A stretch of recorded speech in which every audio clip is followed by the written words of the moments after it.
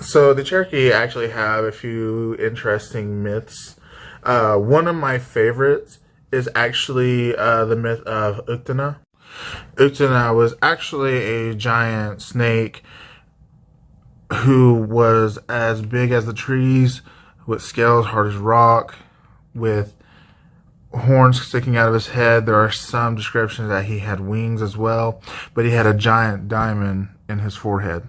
Now the myth goes, if you were able to kill Uktena, you would have to shoot him 7 points down from his head. That's where his heart was. And once you killed him, you could take the gem. It granted you any wish that you wanted.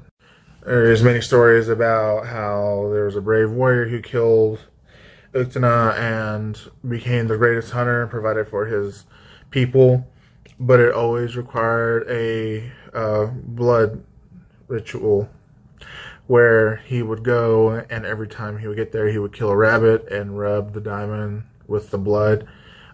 Otherwise, it would become hungry, and if you forgot to feed it, it would turn to a ball of fire and would kill anyone who got in his path until it killed him.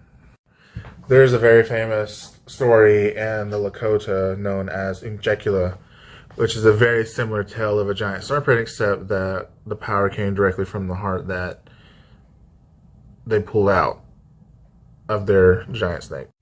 Thunderbirds were also a very big legend in our culture. And anytime it flapped its wings, you would hear the skies thunder. It was also believed that lightning came from its beak. And there's actually an old legend between the Thunderbird and the Uktena. Now, this legend in particular gives us a tale of why we don't have giant snakes here on Turtle Island, and that the descendants that we have now can't grow any bigger in fear of the Thunderbirds coming back for them. Now, the legend of Tsul'Kalu is also known as the Cherokee Devil. He is a legendary figure who was known as the Great Lord of the Game. He invoked hunting rights and the rituals. He's been in a few legends of where he actually took a wife from one of the villages, and he lives up on a high mountain, and there's actually a rock which is believed where he made his landing from jumping off the mountain and hitting the earth. The rock has supposed glyphs on it, where it's believed that that is where he made his landing, as I said before, but it also, in some legend, which I don't know how true it is, described the way to reach an afterlife.